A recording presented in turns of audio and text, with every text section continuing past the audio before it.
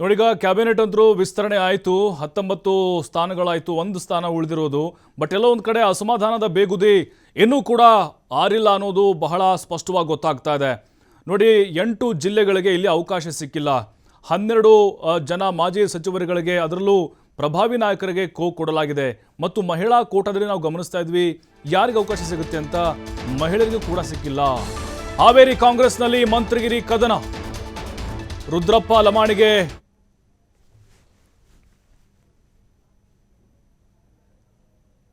ಮಟ್ಟದಲ್ಲಿ ಅವಕಾಶ ಕೊಡಲಿಲ್ಲ ಅಂದರೆ ಈ ಪಕ್ಷದಲ್ಲಿ ಇನ್ನು ಯಾರಿಗೆ ಕೊಡಬೇಕು ಅಂತ ಅಂದ್ಕೊಂಡಿದ್ದಾರಂತೂ ಗೊತ್ತಾಗ್ತಾ ಇಲ್ಲ. ಯಾಕೆಂದರೆ ಇವರು ಯಾರ ಹತ್ರ ಲಂಚ ಕೇಳೋದಿಲ್ಲ, ಅವರ ಮನೆ ದುಡ್ಡನ್ನ ಖರ್ಚು ಮಾಡಿ ರಾಜಕೀಯ ಮಾಡತಕ್ಕಂಥ ವ್ಯಕ್ತಿಗಳು ಇವರು, ಯಾರಿಗೂ ಅನ್ಯಾಯ ಮಾಡತಕ್ಕಂಥಲ್ಲ.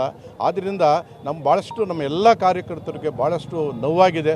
ಎಲ್ಲ ಈಗ ಏನಾಗಿದೆ ಅಂದರೆ ಈ ಬೇಸರಕ್ಕೆ ನಮ್ಮ ಎಲ್ಲ ಕಾರ್ಯಕರ್ತರು, ನಮ್ಮ ಪ್ರಿಯಾ ಕೃಷ್ಣ ಅವರು ಮತ್ತು ಕೃಷ್ಣಪ್ಪನವರು ಸಹ ಎಲ್ಲ ಸೇರಿ ಸಾಮೂಹಿಕವಾಗಿ ನಾವು ರಾಜೀನಾಮೆ ಕೊಡೋದಕ್ಕೆ ಮನಸ್ಸು ಮಾಡಿದ್ದೀವಿ. ಈಗ ಅವರು ಹೊಲಿಸ್ತಾ ಇದ್ದೀವಿ. ಆದರೂ ನಮಗೆ ಭಾಳಷ್ಟು ಬೇಜಾರಾಗಿ ಈಗ ಎಲ್ಲ ಕಾರ್ಯಕರ್ತರು ಭಾಳ ನೋವು ತಿಂತಾ ಇದ್ದಾರೆ.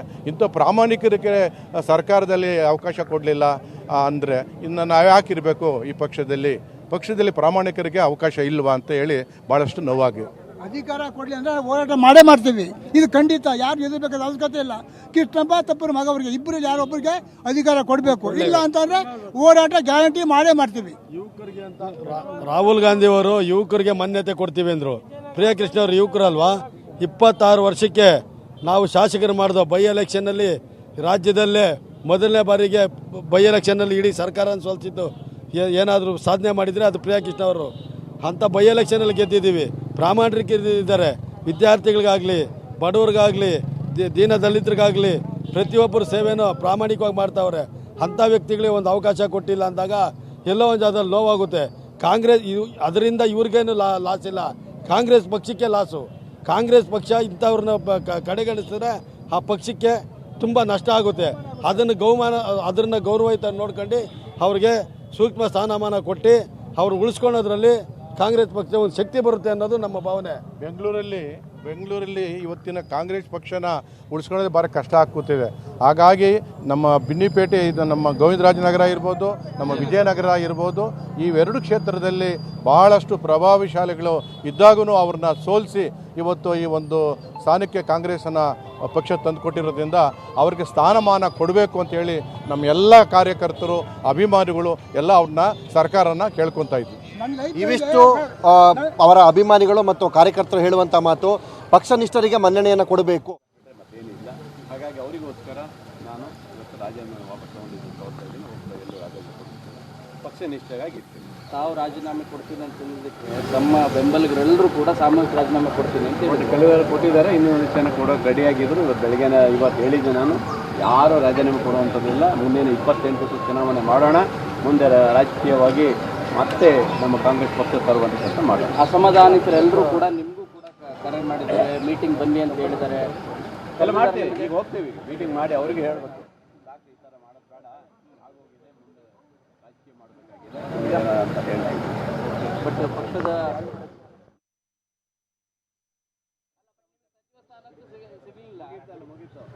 ಮುಂದೆ ನಿಷ್ಠಾವಂತ ಕಾರ್ಯಕರ್ತನಾಗಿ ಪಕ್ಷದಲ್ಲಿ ಇವತ್ತು ಮತ್ತೆ ಊರಿಗೆ ಹೋಗಿ ಕೆಲಸ ಮಾಡ್ತೀವಿ. ಕಾಗೋಡು ತಿಮ್ಮಪ್ಪ ಅವರು ಫೋನ್ ಮಾಡಿ ಅದೇ ರೀತಿ ಮಧುಬಂಗಾರಪ್ಪರು ಫೋನ್ ಮಾಡಿ ಏನು ಸರ್ ನಡೆಯೋದು? ಕಾಗೋಡು ಸಾಹೇಬರು ಮಧುಬಂಗಾರಪ್ಪರಿಗೆ ಯಾರೋ ವಿಡಿಯೋ ಕೇಳಿದಾಗ ಅಭಿನಂದನೆ ಸೇರಿದ್ದಾರೆ. ಬೆಳಿಗ್ಗೆ ನನಗೂ ಮಾಡಿದ್ರು, ಅನ್ಯಾಯ ಆಗಿದೆ ಕಣೋ, ಬೇಜಾರು ಮಾಡ್ಕೊಬೇಡಪ್ಪ, ಆರಾಮಾಗಿರು ಅಂತ.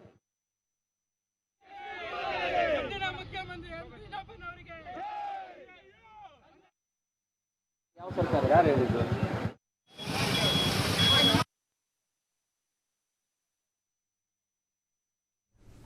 ವಿಜಯನಗರ ಹಾಗೂ ಗೋವಿಂದರಾಜನಗರ ಶಾಸಕರು ಎಂ ಕೃಷ್ಣಪ್ಪ ಹಾಗೂ ಇವರ ಪುತ್ರ ಪ್ರಿಯಾ ಕೃಷ್ಣ ಇಬ್ಬರಿಗೂ ಕೂಡ ಅವಕಾಶ ಸಿಕ್ಕಿಲ್ಲ.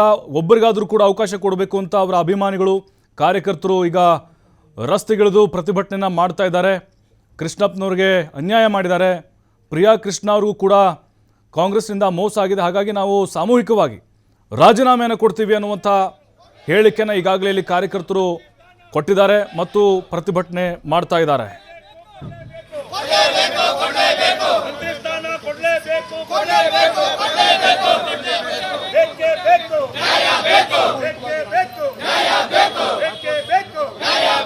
ಬೇಕು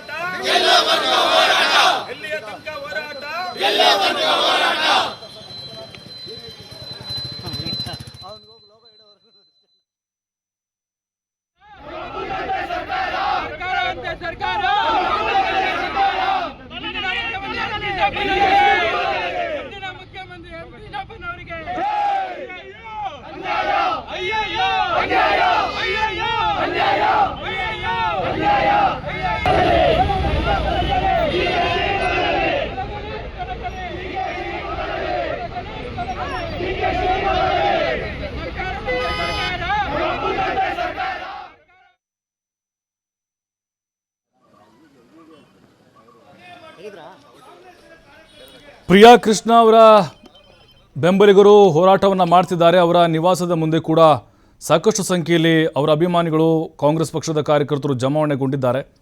ರಾಜೀನಾಮೆ ಕೊಡ್ತೀವಿ ಅಂತ ಆಲ್ರೆಡಿ ಹೇಳಿದ್ದಾರೆ ಅವರು. ಹಾಗಾಗಿನೇ ಭಾರಿ ಬಿಗಿ ಭದ್ರತೆಯನ್ನು ಕೂಡ ಕೈಗೊಳ್ಳಲಾಗಿದೆ. ಇನ್ನೊಂದು ಕಡೆ ಮುಖ್ಯಮಂತ್ರಿಗಳ ನಿವಾಸಕ್ಕೂ ಕೂಡ ಹಲವು ಶಾಸಕರು ಬರ್ತಾ ಇದ್ದಾರೆ. ಬಟ್ ಈಗ ಪ್ರಿಯಾ ಕೃಷ್ಣ ಮತ್ತು ಅವ್ರ ತಂದೆ ಕೃಷ್ಣಪ್ಪ ವಿಜಯನಗರ ಮತ್ತು ಗೋವಿಂದರಾಜನಗರ ಎರಡೂ ಕ್ಷೇತ್ರದಲ್ಲಿ ತಮ್ಮದೇ ಆದಂಥ ಒಂದು ಹಿಡಿತ ಹೊಂದಿದ್ದಾರೆ. ಪ್ರಭಾವಿ ಶಾಸಕರು ಕೂಡ ಹೌದು. ಒಕ್ಕಲಿಗ ಕೋಟಾದಲ್ಲಿ ಅವರಿಗೆ ಅವಕಾಶ ಸಿಗುತ್ತೆ ಅಂತ ಅಂದ್ಕೊಂಡಿದ್ರು, ಬಟ್ ಅಲ್ಲಿ ಸಿಕ್ಕಿಲ್ಲ. ಪ್ರಿಯಾ ಕೃಷ್ಣ ಅವರು ಇನ್ನೂ ಯಂಗ್ ಎನರ್ಜೆಟಿಕ್ ಲೀಡರ್ ಕೂಡ ಆಗಿದ್ದಾರೆ. ಅವ್ರಿಗೆ ಯುವ ಖಾತೆಯಡಿ ಕೊಡ್ತಾರೆ ಅಂತ ನಿರೀಕ್ಷೆ ಮಾಡಿದ್ರು, ಬಟ್ ಅದು ಕೂಡ ಇಲ್ಲ. ಯಾಕಂದರೆ ಅಲ್ಲಿ ಸಹಜವಾಗಿಯೇ ಸಂಭಾವ್ಯ ಪಟ್ಟಿಯಲ್ಲೂ ಕೂಡ ಕೃಷ್ಣಪ್ಪನವ್ರ ಹೆಸರಿತ್ತು, ಬಟ್ ಈಗ ಅವಕಾಶ ಸಿಕ್ಕಿಲ್ಲ ಅನ್ನುವಂಥ ಕಾರಣಕ್ಕೋಸ್ಕರ ಅವರ ಅಭಿಮಾನಿಗಳು ರಾಜೀನಾಮೆ ಕೊಡುವಂತಹ ನಿರ್ಧಾರಕ್ಕೆ ಬಂದಿದ್ದಾರೆ. ಇನ್ನೇನು ಕೆಲವೇ ಕ್ಷಣಗಳಲ್ಲಿ ದೊಡ್ಡ ಮಟ್ಟದ ಹೋರಾಟ ಕೂಡ ಶುರು ಮಾಡ್ತಾರೆ. ಇದು ಮುಂದೆ ಯಾವ ರೀತಿ BJPಗೆ ಪ್ಲಸ್ ಆಗ್ಬೋದು ಅಥವಾ ಕಾಂಗ್ರೆಸ್ಗೆ ಯಾವ ರೀತಿ ಲಾಸ್ ಆಗುತ್ತೆ. ಇದು ಭದ್ರಕೋಟೆ ವಿಜಯನಗರ ಮತ್ತು ಗೋವಿಂದರಾಜನಗರ ಎರಡೂ ಕೂಡ ಪ್ರಿಯಾ ಕೃಷ್ಣ ಅವರು ಕೂಡ ಅಷ್ಟೇ 26ನೇ ವಯಸ್ಸಿಗೆ MLA ಆದಂಥವರು ಮತ್ತು ಅವರ ತಂದೆ ಭಾಳ ಹಿರಿಯರು ಕಾಂಗ್ರೆಸ್ನಲ್ಲಿ. ಅವ್ರಿಗೂ ಕೂಡ ಅವಕಾಶವನ್ನು ನಾವು ಕಾಂಗ್ರೆಸ್ ನಾಯಕರು ಮಾಡಿಕೊಟ್ಟಿಲ್ಲ. ಹಾಗಾಗಿನೇ ಈಗ ಬೆಂಗಳೂರಿನ ಬೇರೆ ಬೇರೆ ಕಡೆಗಳಲ್ಲಿ ನಾವು ನೋಡಿದ್ವಿ, ಸುಮಾರು 5 ರಿಂದ 6 ಖಾತೆಗಳನ್ನು ಹಂಚಿಕೆ ಮಾಡಿದ್ದಾರೆ. ಅಂದರೆ ಬೆಂಗಳೂರು ಆಯ್ಕೆಯಾಗಿರುವಂಥ ಶಾಸಕರು. ಬಟ್ ಈಗ ಯಾಕೆ ಇವ್ರನ್ನ ಕನ್ಸಿಡರ್ ಮಾಡಿಲ್ಲ ಅನ್ನೋದು ಸಹಜವಾಗಿ ಈಗ ಅವರ ಅಭಿಮಾನಿಗಳು ಕೇಳ್ತಾ ಇದ್ದಾರೆ. ಈಗ ಒಂದೇ ಸ್ಥಾನ ಉಳ್ಕೊಂಡಿದೆ, ಅದನ್ನು ಕೊಡಲೇಬೇಕು. ಕೃಷ್ಣಪ್ಪ ಅವ್ರಿಗೆ ಕೊಡಿ ಅಥವಾ ಪ್ರಿಯಾ ಕೃಷ್ಣ ಅವ್ರಿಗೆ ಕೊಡಿ, ಅಪ್ಪ ಮಗ ಇಬ್ಬರಲ್ಲಿ ಒಬ್ಬರು ಕೊಡಿ. ಇಲ್ಲದೇ ಇದ್ದರೆ ನಾವು ನಮ್ಮ ಸದಸ್ಯತ್ವಕ್ಕೆ ಅಧಿಕೃತವಾಗಿ ರಾಜೀನಾಮೆಯನ್ನು ಕೊಡ್ತೀವಿ ಅಂತ ಹೇಳ್ತಿದ್ದಾರೆ. ಪ್ರಿಯಾ ಕೃಷ್ಣ ಅವರು ಕೂಡ ರಾಜೀನಾಮೆ ಕೊಡುವ ಸಾಧ್ಯತೆಗಳು ಇದ್ದಾವೆ. ವಿಜಯನಗರದಲ್ಲಿ ತಮ್ಮದೇ ಆದಂತಹ ಒಂದು ಗಟ್ಟಿ ವೋಟ್ ಬ್ಯಾಂಕನ್ನು ಹೊಂದಿದ್ದಾರೆ ಮತ್ತು ಕ್ಲೀನ್ ಇಮೇಜ್ ಇರುವಂಥ ನಾಯಕರು ಕೂಡ ಇಬ್ಬರು ಯಾವುದೇ ರೀತಿ ಕಾಂಟ್ರವರ್ಸಿಗೆ ಒಳಗಾಗದೆ ಪಕ್ಷಕ್ಕೆ ತಮ್ಮದೇ ಆದಂಥ ಸಂಘಟನೆಯ ಕೊಡುಗೆಯನ್ನು ಕೊಡ್ತಾ ಬರ್ತಾನೆ ಇದ್ದಾರೆ. ಸಿದ್ದರಾಮಯ್ಯನವರ ಸಂಪುಟದಲ್ಲಿ ಅವಕಾಶ ಸಿಕ್ಕಿರಲಿಲ್ಲ, ಈಗಲಾದರೂ ಅವಕಾಶ ಕೊಡ್ತಾರೆ ಅಂತ ಅನ್ಕೊಂಡಿದ್ರು, ಆಗಲಿಲ್ಲ.